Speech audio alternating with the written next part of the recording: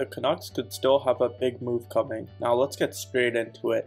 Nils Hoglander trade value has never been this high before. Last season, Nils Hoglander had 24 goals and 36 points in 80 games, which was a career high. Nils Hoglander still has 1 year left on his $1.1 million deal. From last season, Hoglander was strong at winning battles and would be willing to go in those dirty areas to get the puck, and that's something that Tocchet really wants out of players.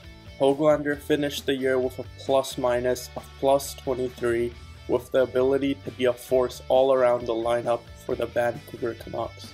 From looking at the Canucks lineup, the Canucks could still improve their defense, and something that the Canucks have right now is a surplus of talented wingers. Right now, the Canucks would have a third defensive pairing of Derek Forbort and Desjardins. To be honest, I don't really know if I feel too confident about that pairing. Hopefully Adam Foote and Gonchar can get those players to fit well under the Canucks system. There are some options for the Canucks team to possibly move on from a winger and trade for a top 4 defenseman. I had a pretty strong feeling that the Canucks were actually going to trade for John Marino from New Jersey, as that was someone that Alvin and Rutherford really had their eyes on for a long time in Pittsburgh and with the Canucks.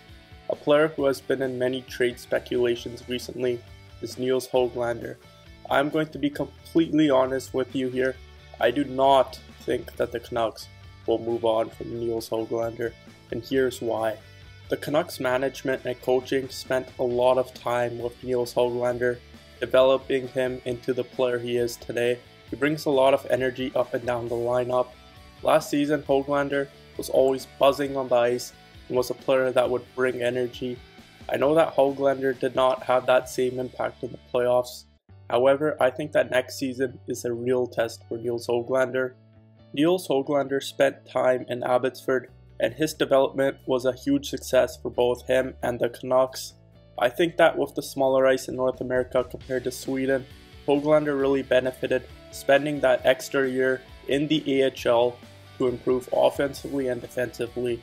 It shows the work ethic that Nils Hoglander has as a player and how much an improvement a young player like Hoglander can have in such a small amount of time, in literally like 1 year.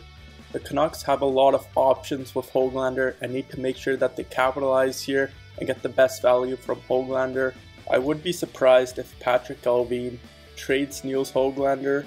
I do not think it will happen unless the Canucks are close to the deadline next season, with the belief that they're going all in for the Stanley Cup, which I would assume so, and see a weakness in their bottom pairing defense. Then I think Allvin will pull the trigger on a forward player that the Canucks have in order to improve the team defensively. Hoglander has definitely shown that he should have been a first round pick. The Canucks team, especially their offense, will be extremely dynamic next year. And yeah, let me know what you all think about the Canucks team. Make sure to comment down below and subscribe for more hockey content on my channel.